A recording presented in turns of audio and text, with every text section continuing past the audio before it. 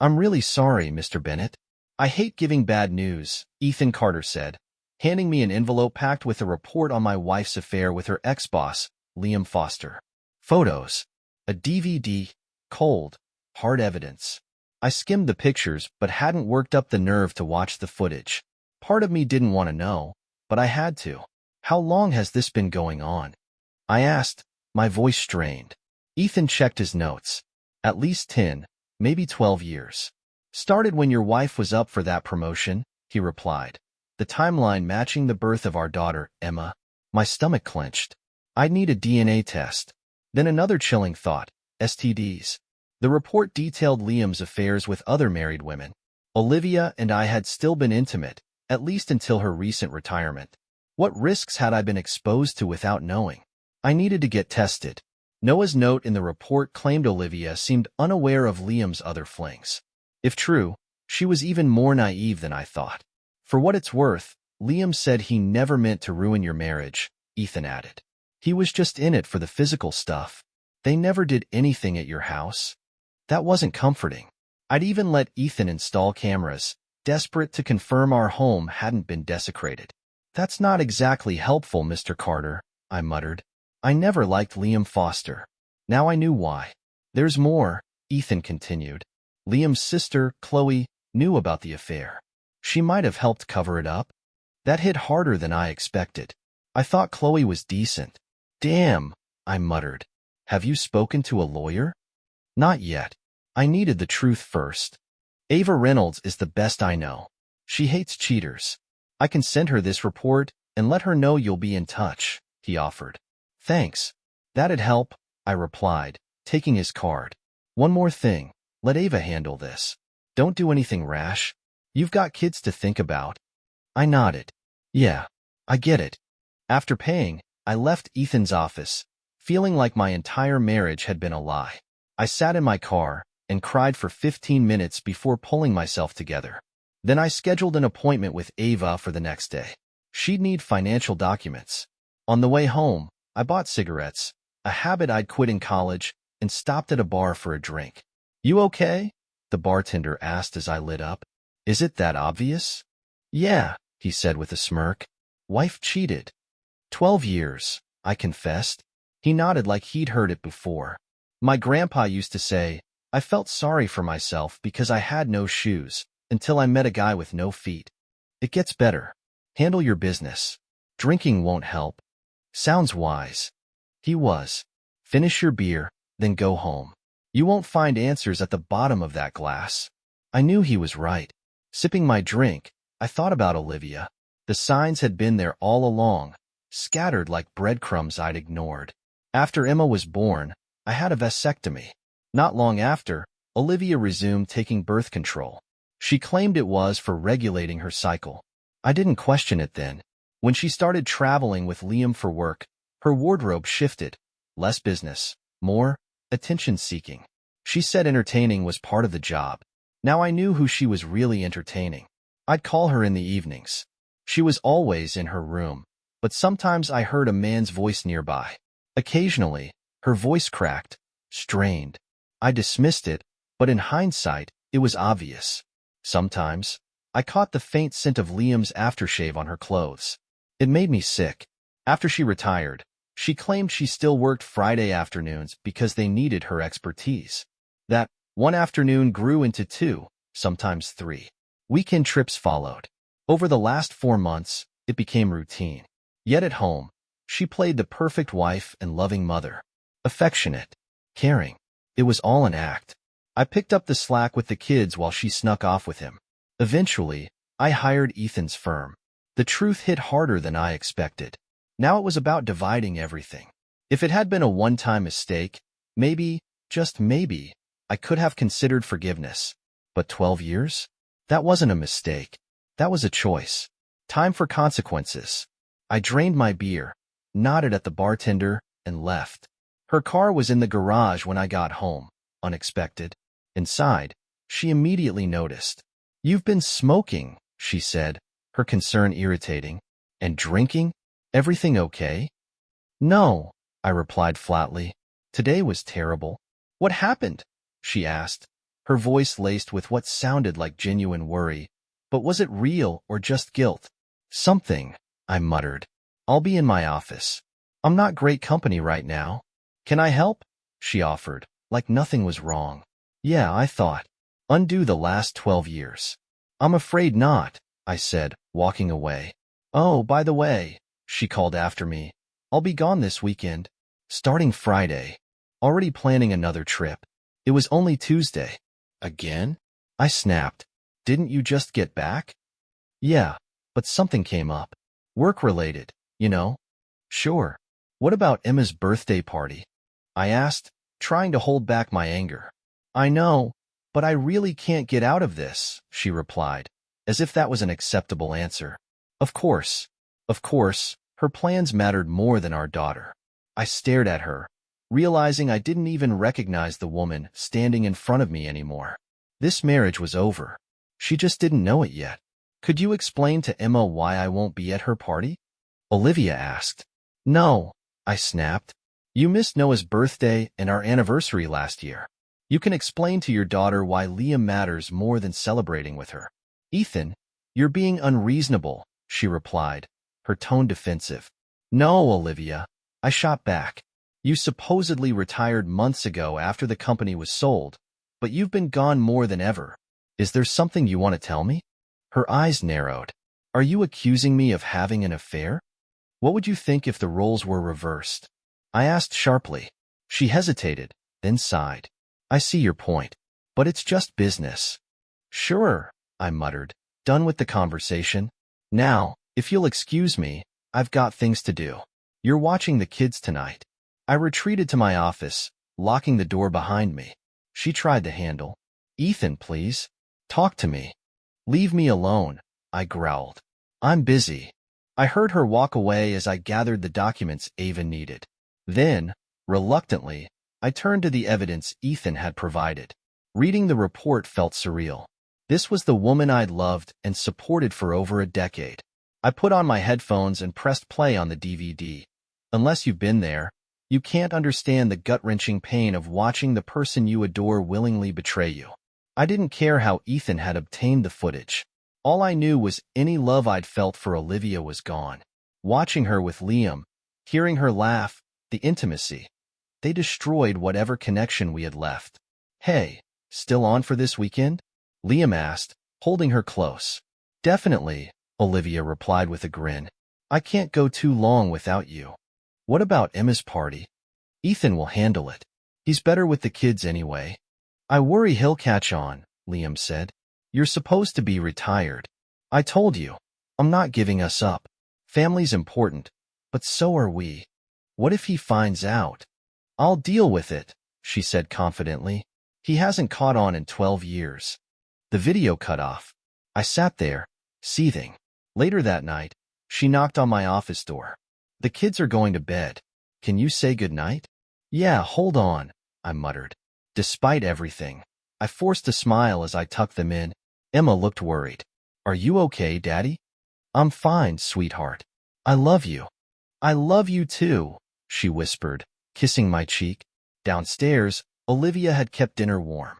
I'm not hungry, I said, heading to the patio for a cigarette. She followed, trying to kiss me. I turned my head, her lips brushing my cheek instead. What's wrong? You haven't smoked since college. We don't always get what we want, I replied coldly. What does that mean? She pressed. I shook my head. It's too late. Too late for what? Figure it out. I sighed. Please, just leave me alone. Maybe I can help, she offered softly. Sorry for being abrupt, I lied. Work's been stressful. Maybe I'll feel better in a couple of days. She nodded, tears in her eyes, and went inside. I didn't feel bad, not when she'd been lying for years. After a few more cigarettes, I took a long shower to wash away the smoke and slid into bed wearing pajamas I rarely used. When she reached out, I pushed her hand away, a first in our marriage. Ethan, she whispered. I turned my back to her. Good night, Olivia. She cried softly, but I didn't care. The next morning, I focused on the kids, ignoring her completely. Don't I get a kiss anymore? She asked as I grabbed my keys. I forced a smile and blew her a kiss from a distance. Sorry, running late. I love you. Yeah, me too, I replied, walking out the door. At work, I struggled to concentrate. Eventually, I confided in my boss, who suggested I take some time off. Later, I met with Ava Reynolds. Good afternoon, Mr. Bennett, she greeted professionally. We dove into the details of my situation. I want as much as I can get, especially custody, I said firmly. Custody can be tough. Courts often favor mothers, she cautioned. I've been their primary caregiver for a decade. She nodded thoughtfully. That's significant. We'll use it. Reviewing the financials, Ava noted, your wife received a substantial payout from the company's sale. Her dividends rival your salary. Does that mean no alimony? I asked. Likely very little, she confirmed. She's still young and capable of working. If we secure custody, we might even get child support from her. What about the house? If you get custody, you'll likely stay in the house, and she might pay part of the mortgage. If she gets custody, you could be on the hook for both child support and half the mortgage. Alternatively, we could sell the house and split the proceeds. And retirement accounts? Each of you keeps your own 401k. The rest, bank accounts, assets, will be divided evenly. Can I sue Liam Foster? I asked, my jaw tight. Not in this state, Ava replied. But we'll mention him in the proceedings. You could attempt a case for emotional distress, but it might not go far. I leaned back, letting it all sink in.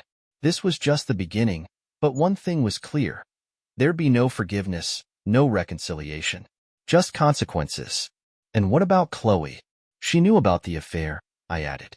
We can file against her too if you'd like, Ava confirmed. When can we file all of this? I asked. We can have the paperwork ready by Friday, she replied. Any specific reason for the rush? I want Olivia served late Saturday afternoon.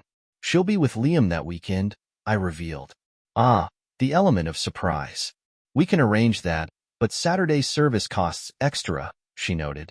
That's fine. Go ahead, I instructed. All right, Ethan, she said, shaking my hand. Before I left, she reminded me not to act impulsively and took the retainer check.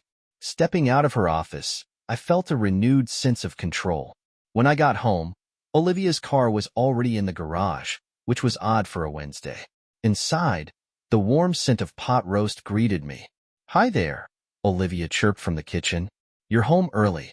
Everything okay? Yeah, I replied, keeping it neutral. I hope today's better than yesterday, she added. A bit. I'm managing. Good. Dinner? I made pot roast. I'll have some. Smells great. Did you go to the office today? I asked. Yeah, just for a couple of hours. Prepping for the weekend. Did you talk to Emma? Yes. She's not thrilled, but she'll come around, Olivia assured. Where are the kids? In their rooms, doing homework. You're still going on this trip with Liam? I probed. Yes. It's purely business, she insisted. Just business, huh? When do you plan to actually retire? I am retired. They just need my expertise from time to time. Seems like you might as well go back full-time. You're practically doing it now. What do you mean? She asked, a hint of defensiveness creeping in. With all the hours you're putting in, it's like you're still on their payroll. I'm actually making more now with my retirement, she replied, brushing it off. After changing into more casual clothes, I complimented her pot roast. She'd always been a great cook. I'd missed that, but not enough to overlook everything else. After dinner and spending time with the kids, I locked myself in my office. Olivia knocked on the door. Planning to stay in there tonight? She asked. I think so. Still feeling under the weather. Don't want to get you sick before your trip? All right. Take care, Ethan. I love you. Yeah, me too, I muttered, closing the door behind me. I turned to my computer, completed the necessary forms, and set a reminder to confirm with Ava the next day. Thursday unfolded much like Wednesday.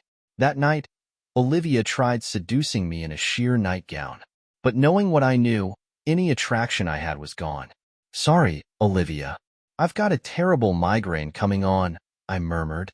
I'll rest here in the office tonight. A single tear slid down her cheek as she turned away.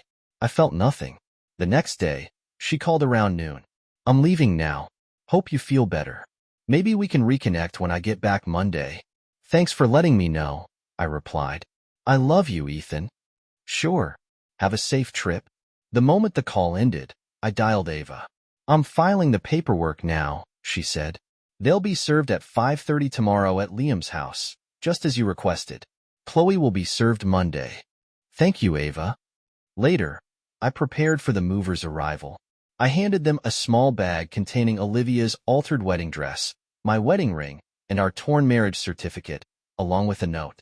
I also slipped in two $50 bills as tips. I'll handle this personally, Mr. Bennett, the young mover assured me. Thank you. That night, I reheated pot roast leftovers and ate in front of the TV. For the first time in weeks, I slept soundly in the master bed.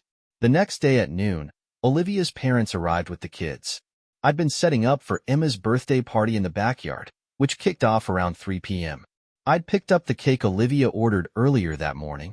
You've been busy, Margaret, Olivia's mother, remarked as she stepped inside.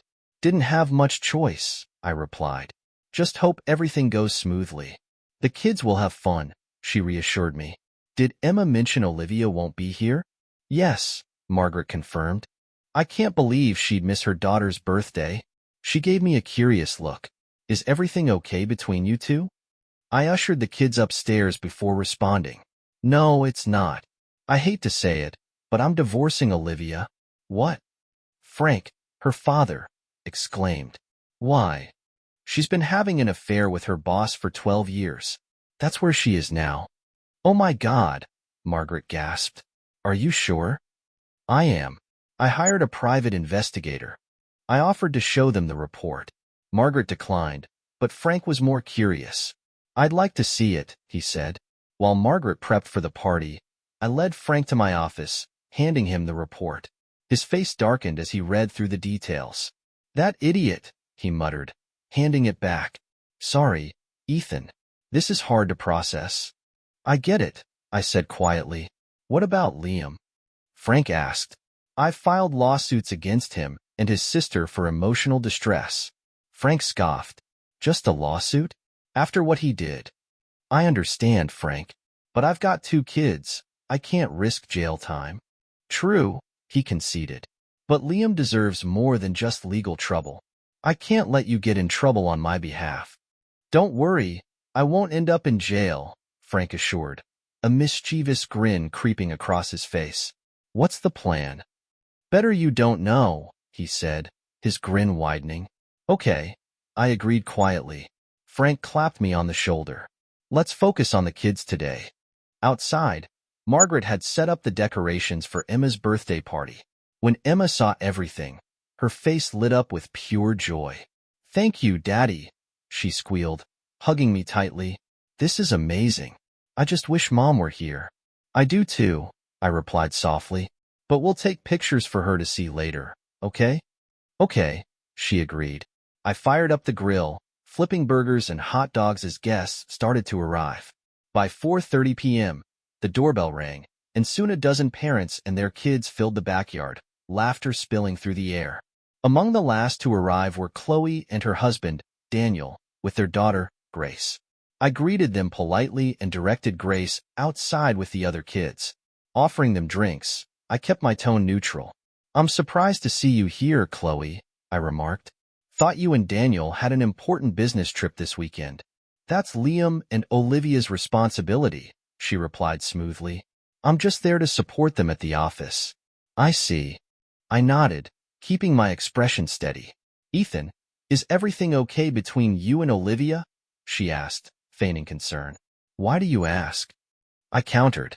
You're not wearing your wedding ring, she pointed out. I glanced at the faint indentation on my finger. I gave it back to her, I said flatly. Maybe Liam will have better luck keeping her faithful than I did. Chloe's face paled. What do you mean by that? Let's not play games, Chloe. I know about Olivia and Liam. 12 years of lies. You both did a fantastic job deceiving me. Ethan, please. Olivia still loves you, she stammered. Yeah? Funny way of showing it. Lying and cheating for over a decade. I can't even describe how loved I feel right now. So, what's your plan? She asked quietly. What do you think? I'm divorcing her. They'll be served soon. I checked my watch. Actually, any minute now. Served? Her eyes widened. Yes. Divorce papers for Olivia, and I'm suing Liam. Oh, and you'll be served on Monday. Me? Why are you suing me? I didn't do anything, she protested. Exactly. You knew about their affair. My investigator even thinks you helped cover it up. And all the while, you pretended to be my friend. How many times did you sit in my house, drink my coffee, smile at my kids, knowing what Olivia was doing with your brother? Did you find it amusing, making me the fool? Ethan, I'm truly sorry, she whispered, tears brimming. I never meant to hurt you. Sorry isn't enough. For 12 years, the three of you destroyed my family. You didn't care about me or my kids. And now, you've succeeded. It wasn't like that, Chloe insisted weakly. Really? Was it just business between the three of you? At first, yes, she admitted hesitantly. It was Liam's idea. Olivia went along with it because she wanted the job, but she wasn't happy. Over time, it changed. And after the company was sold, after she supposedly retired, that was Olivia's choice, Chloe muttered. I thought it would end, but she kept it going. Then she made her choice. And so did you. Chloe's face crumbled. I'm sorry, Ethan. None of us wanted to hurt you. But you did. In the worst way. I stood up, my voice firm. It's best if you gather your family and leave. She nodded silently, fetching Daniel and Grace. As she reached the door, I called after her. Chloe. She turned, her face streaked with tears. Don't ever come back. She wiped her face and left without another word. Meanwhile, Olivia and Liam lay tangled in his bed when her phone buzzed. She reached over, expecting a message from me with party pictures. Instead, it was from Chloe. He knows everything. Oh no, Olivia gasped. What's wrong? Liam asked, sitting up. That was Chloe. She says Ethan knows everything. Panic flickered across Liam's face. Should you go home? Yes. I need to fix this, Olivia said quickly, throwing on a bathrobe. Just then, the doorbell rang. Who could that be? Liam muttered, hastily pulling on his clothes. Olivia followed him downstairs. Liam opened the door to find a stern-faced man standing there. Can I help you? Liam asked. Are you Liam Foster? The man inquired. Yes, Liam replied cautiously. And is Olivia Bennett present? That's me, Olivia said, stepping forward. I'll need to see some ID, the man requested. Why? Liam asked, pulling out his wallet. The man examined Liam's license, then handed him an envelope. You've been served. Turning to Olivia, he added, Miss Bennett, I'll need your ID as well. Olivia's hands trembled slightly as she retrieved her wallet. After confirming her identity, the man handed her an envelope. You've been served, he repeated. Additionally, there's a restraining order included. You are both prohibited from approaching Mr. Ethan Bennett, his residence, his workplace, and his children, including their school, within 500 feet. Violating this order could result in arrest. Olivia's face drained of color as she clutched the papers. Liam stood frozen, his jaw clenched. As the door shut behind the process server, Olivia's knees buckled slightly, and she sank onto the stairs. He really did it, she whispered. Yeah, Liam muttered darkly. He's done playing games. Good day, the process server said, leaving Olivia and Liam frozen in disbelief. Before they could react, another man approached the door, casually dressed. Excuse me, is Olivia Bennett here? Yes, that's me, Olivia replied cautiously. The man handed her a paper bag with an envelope attached. I was instructed to deliver this personally, ma'am. I also have several boxes. Where should I put them? Liam and Olivia exchanged uneasy glances. Just leave them in the front room for now, Liam instructed. Thank you, sir. The man nodded before heading back to his truck. As they watched box after box being carried inside, Olivia opened the envelope. Inside were Ethan's wedding ring, their marriage certificate, ripped into 4 jagged pieces, and a typewritten note. Olivia, throughout our marriage, I have loved and supported you unconditionally. Imagine my shock discovering your affair with Liam Foster for the past 12 years. This is how you repay me, with deceit and betrayal. You always claimed it was just business, but now I see it for what it truly was. I hope it was worth it. I've filed for divorce.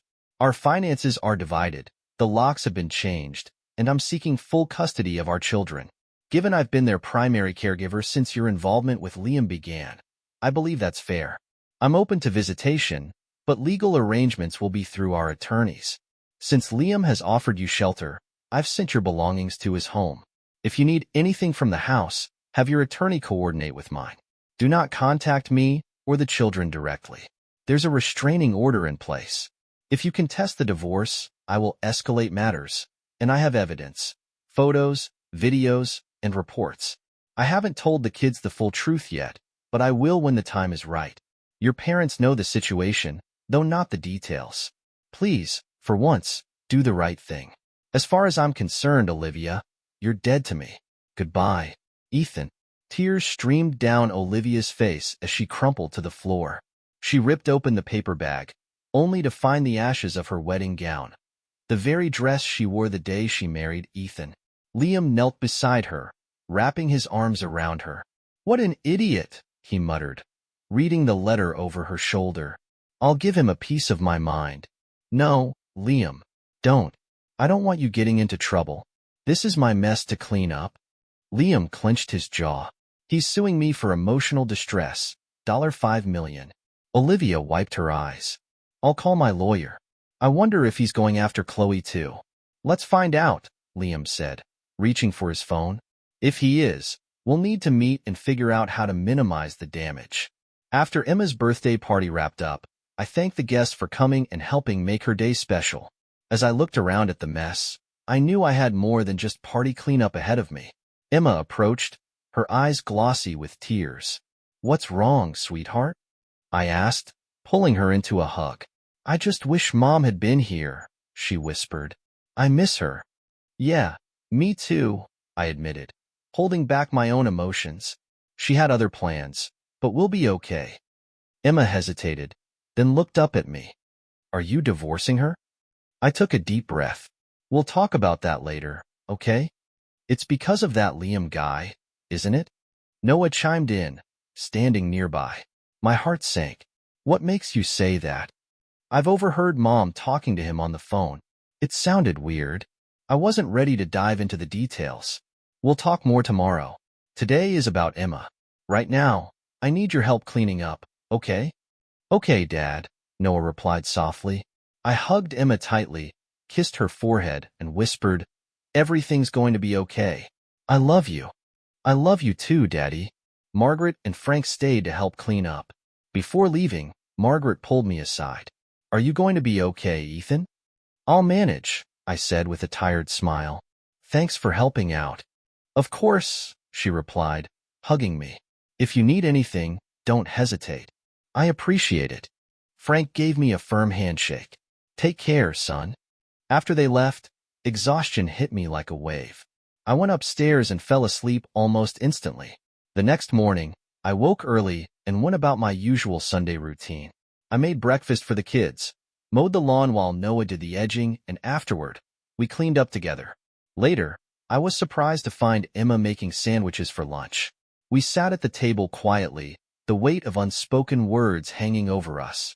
Finally, Emma broke the silence. All right, Dad, you need to tell us what's going on. I sighed, knowing this moment couldn't be avoided any longer. I gathered both kids in the living room and sat down with them.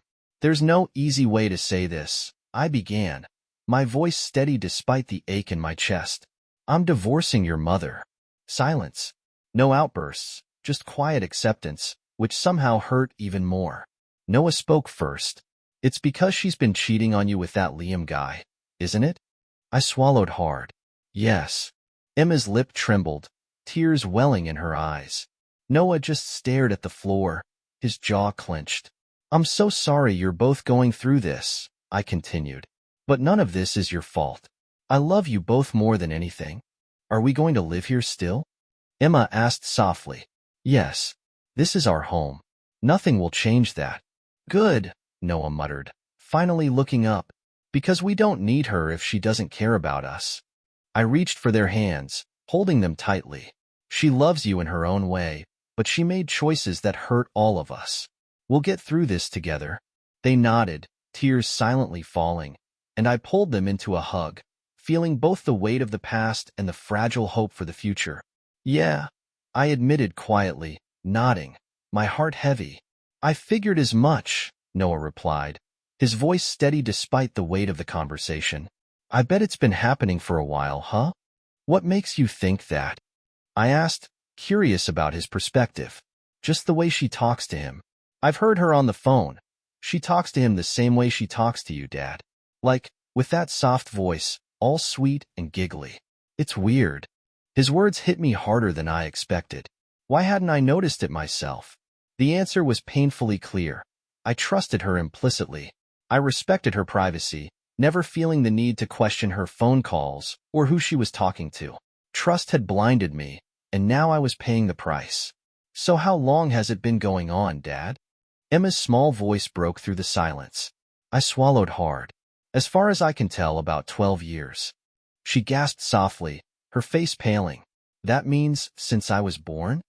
Pretty much, I confirmed, my voice low. Damn her, Emma muttered under her breath, then quickly glanced at me. Sorry, Dad. I managed a small, understanding smile. It's okay, sweetheart. I get it.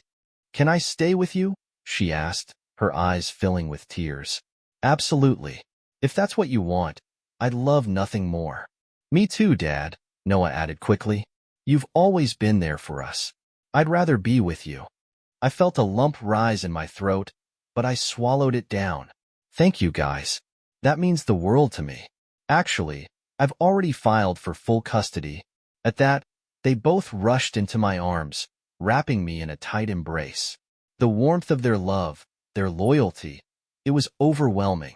I held them close, feeling tears sting my eyes, not from sadness this time, but gratitude. The days that followed were quiet, almost eerily so. Frank and Margaret picked the kids up from school every day, staying until I got home from work. I hated feeling like I was imposing, but they assured me it was no trouble. In fact, Margaret even started cooking dinner most nights, bringing a comforting sense of normalcy back into our home. On Tuesday, my phone buzzed with a call from Ava, my attorney. Hey, Ethan, she greeted. I've been in touch with Olivia's lawyer. She wants to visit the kids. My stomach twisted. What about the restraining order? If you agree, we can temporarily suspend it, from 9 p.m. Friday to 9 a.m. Sunday. It's important we appear reasonable, especially in court. I hesitated, the thought of Olivia being anywhere near the kids without my supervision setting off alarm bells. What if she sees them at her parents' house instead? I can drop them off Friday after school and pick them up Saturday night or Sunday. That's a good compromise. I'll propose it to her lawyer. And under no circumstances can Liam or Chloe be there, I added sharply. The kids aren't exactly eager to see her either. I'll make that clear, Ava assured me. Oh, and her lawyers requested the full PI report. I've sent it over. She's hired legal counsel? Yes. Isabella Moore. Odd choice. Isabella's notorious for despising cheaters. Probably because she works at the same firm as Liam's lawyer, I muttered. Could be. I'll keep you posted. The next day, Ava called back. Olivia's agreed to your terms, she said. We'll suspend the restraining order for 36 hours, midnight Saturday to noon Sunday. It applies only to her, not Liam or Chloe. She'll see the kids at her parents' house, and she's agreed not to take them anywhere. If they're comfortable, she'll spend the night. I sighed. All right, let's do it. When I told the kids, they weren't thrilled, but I managed to convince them to give it a chance. Frank and Margaret picked them up Friday after school, and though I trusted them completely, I couldn't shake the unease lingering in my chest. Saturday evening, Frank swung by and picked me up. We headed to the Flat Stick Pub downtown, a bustling spot filled with the noise of clinking glasses, laughter, and the hum of sports commentary from overhead TVs. We found a booth in the corner, ordered burgers and beers, and settled in. So, Frank began, taking a sip of his drink, Olivia showed up around 9 this morning. It was tense at first, but things eased up a bit. How'd the kids handle it? They weren't exactly warm, Frank admitted with a chuckle. Noah barely said 2 words, and Emma was polite but distant. They made it clear they weren't happy with her. Good, I muttered, feeling a mix of pride and sadness. Surprisingly, she came clean, Frank continued. I raised an eyebrow. Really? Yeah. Told them about Liam. Admitted she messed up. Said she still loves you. I scoffed, shaking my head. She's probably hoping to soften the blow before court. You think she wants to reconcile? Maybe, but it doesn't matter. That ship sailed a long time ago. After 12 years of lies, there's nothing left to fix. Frank nodded thoughtfully. Did you really burn her wedding dress? I couldn't help but smirk. Yeah, it felt cathartic. That dress cost me over $2,000 when you two got married, Frank grumbled, though there was a hint of amusement in his voice. Consider it a symbolic gesture, I replied with a shrug. Frank laughed, shaking his head. She said her lawyer reviewed the PI report and gave her a serious reality check.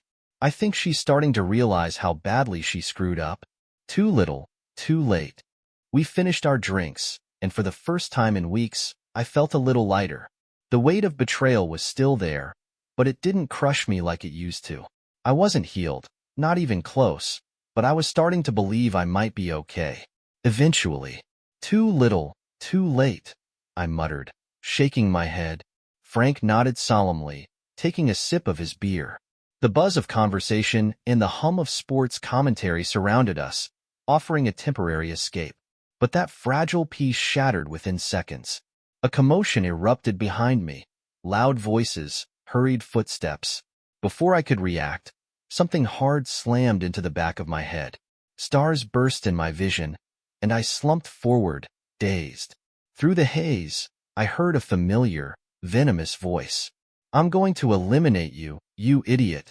Liam Foster. Instinct kicked in. I twisted, barely dodging the next blow, adrenaline drowning the pain. As Liam lunged, I recalled the self-defense lessons my dad had drilled into me. With everything I had, I drove my foot into Liam's groin. His face twisted in agony, and he crumpled to the floor with a guttural moan. I didn't stop. Rage boiled over. I pounced, landing punch after punch, my fists fueled by years of betrayal, heartbreak, and humiliation. I wasn't thinking, just reacting, each strike a release of every emotion I'd bottled up.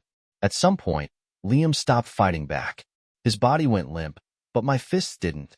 I kept swinging until strong arms dragged me away, voices shouting, "He's down!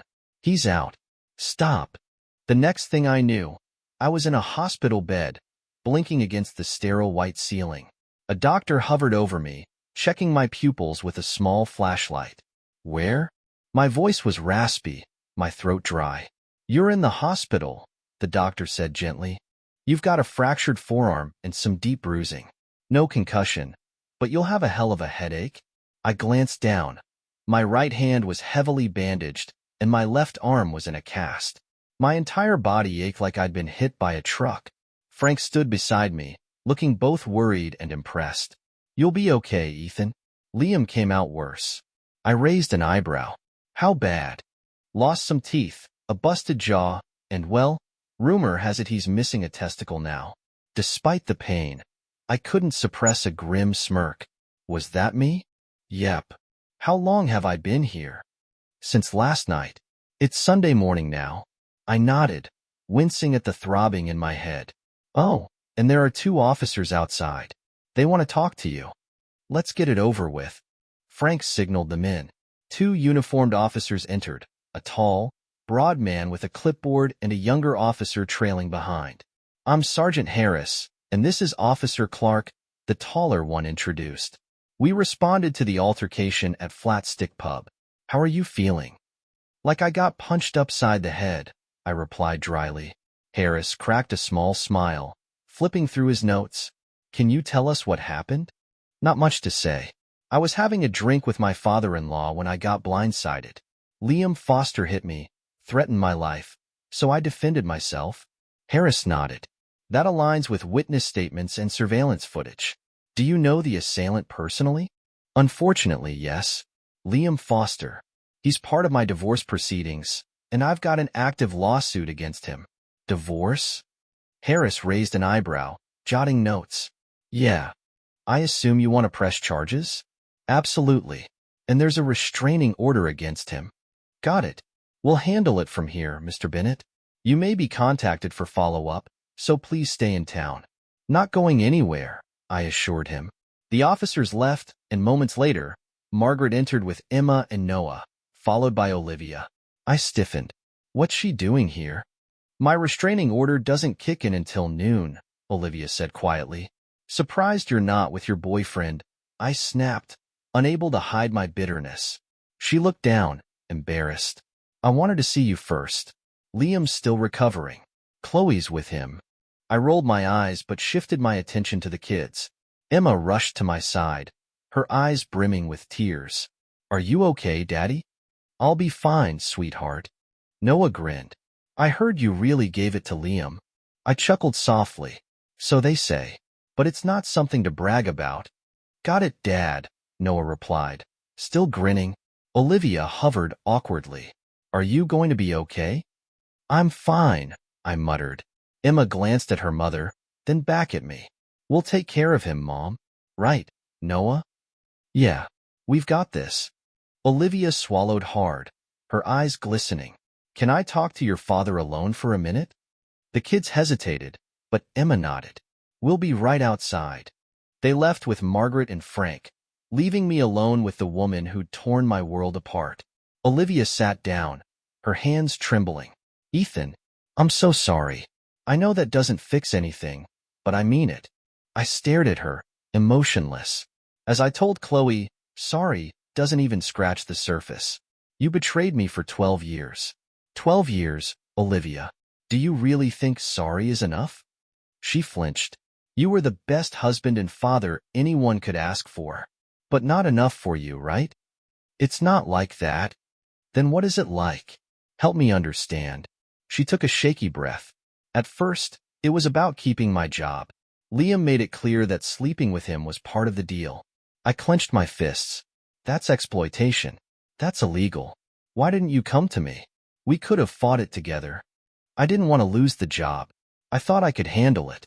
I thought it'd be a one-time thing. But it wasn't, was it? Tears streamed down her face. No, I made a deal with the devil, Ethan, and I kept choosing him over you, over our family. And now? I don't expect forgiveness. I just wanted you to know the truth. I stared at her for a long moment. The truth? The truth is you destroyed our family. And for what? A job? A man who couldn't even take a punch? She sobbed quietly, her face buried in her hands. I didn't feel sorry for her. Not anymore. The door creaked open, and Emma peeked in. Is it okay to come back? Yeah, sweetheart, I said, my eyes never leaving Olivia. As the kids rushed to my side, I realized something. I wasn't broken. Not anymore. So now you're shifting the blame to the devil? I scoffed, my voice laced with disbelief. Give me a break. The truth is, you wanted that job so badly you were willing to sleep with him for it, even if it cost you everything. Olivia's face crumpled slightly, but I didn't stop. What happened to it's just business? Huh. Tell me, Olivia, where does the destruction of our family fit into your profit and loss statement? I'd really like to know why you kept going even after you supposedly retired. She looked down, her hands trembling slightly. That was my fault, she admitted softly. I guess I reached a point where I believed I could have the best of both worlds. You developed feelings for him, didn't you? My voice was sharp, cutting through her fragile defense. That's why you couldn't stop. She hesitated before nodding slightly. Yes, I grew attached to him. It became difficult not to after all those years. I let out a bitter laugh. How long did you plan to continue? Indefinitely? Did you really think I'd never find out? Or were you just hoping I'd roll over and accept it if I did? And don't forget, I know a hell of a lot more than you think. Her face paled. I assumed your love for me would allow me this indulgence, she whispered. I tried to keep it from affecting what we had. Are you serious right now? My voice rose, incredulous. Every moment you spent with him was a moment stolen from us. You know what that's called? Opportunity cost. The loss of potential gain when one option is chosen over another. You chose him, and in doing so, you forfeited us. You forfeited your family. But I still love you, she blurted, tears brimming in her eyes. My love for you never changed. Maybe not, but you lost respect for me. Her head snapped up, shocked. No, that's not true. Yes, it is. That's why you promised him you'd continue sleeping with him indefinitely. That's why you even discussed threatening to accuse me of abuse in case of divorce. Her eyes widened in horror. You heard that? Yes, I snapped. And more. Like how you told Liam you'd rather spend time with him than celebrate Emma's birthday. What kind of mother says that? What message does that send to an impressionable teenager? Did you even consider her feelings, or Noah's, when you missed his birthday last year? She flinched, visibly wounded. I suppose I failed as a wife and mother. Your words, not mine, I replied coolly. But if they ring true, maybe you should sit with that. Silence hung between us like a heavy fog until I broke it. Oh, and by the way, tell your lover he won't be pursued for child support. Yes, I had DNA tests done. The kids are mine. She stared at me, stunned. Oh my God, you thought I'd do that to you? After 12 years of lies? What would you expect? I shot back. You deceived me, schemed, and manipulated, hiding your affair like it was nothing. She shook her head slowly, tears cascading down her face. I never wanted to hurt you. Yet you did, I said flatly, repeatedly. She took a shaky breath. What should I do now? Sign the divorce papers, Olivia. End this charade of a marriage. Then get help. Put your life back together. Not for me, but for the kids. She nodded, defeated. You're probably right. Liam's going to be detained for a while anyway. Yeah, I said bitterly. State's got a nice room waiting for him. I'll sign the papers, she whispered. I'm sorry, Ethan. For everything. You've said that. I suppose I have, haven't I? She managed a hollow smile. Thank you for letting me see the kids this weekend. You're welcome. I know you don't believe me, but I really do love you, she insisted.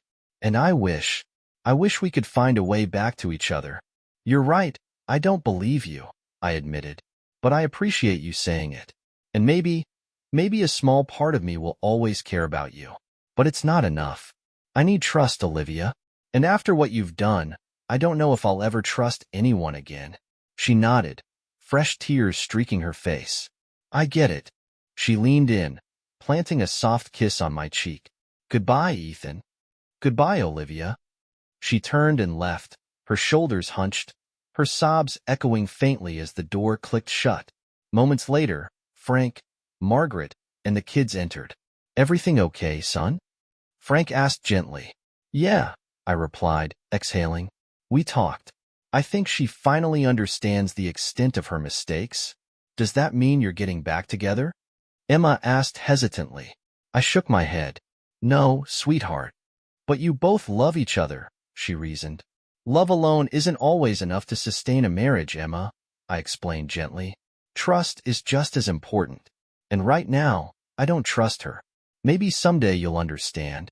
She nodded slowly, her eyes downcast. The doctor came in for one last checkup before clearing me for discharge. Frank drove me home, the kids quiet in the back seat, their thoughts as heavy as mine. Later that night, my phone rang. It was Frank, his voice frantic, shaky. Ethan, it's Olivia. She tried to overdose. I sat up, my heart racing. What? Chloe found her unconscious at Liam's place. Sleeping pills and liquor. She called an ambulance. They're at the hospital now. I gripped the phone tightly, my mind racing. Is she okay? I don't know. They're trying to stabilize her. After everything, I didn't know what to feel. Anger, sadness, guilt. Maybe all of it. Maybe none. But one thing was certain. The damage Olivia left behind wasn't just a trail of broken hearts. It was a collapse, one we were all still trapped beneath. On Olivia's nightstand, they found a simple note. I'm sorry. Though she nearly succumbed to the overdose, she survived. After a few days in the hospital and an evaluation by mental health professionals, she was released into Frank and Margaret's care. Eventually, she moved back in with them. Olivia signed the divorce papers without contesting a single term. Ava informed me that in 90 days, I'd be legally single. Free. Yeah, right. Liam and Chloe's attorneys settled quickly, probably to avoid more courtroom drama. I received about $3.5 million after legal fees, roughly half of my initial claim. It felt like blood money, but it helped patch the holes left behind. I allocated $1 million for each child's college fund, securing their future. The rest, I saved, unsure if money could ever truly compensate for what was lost.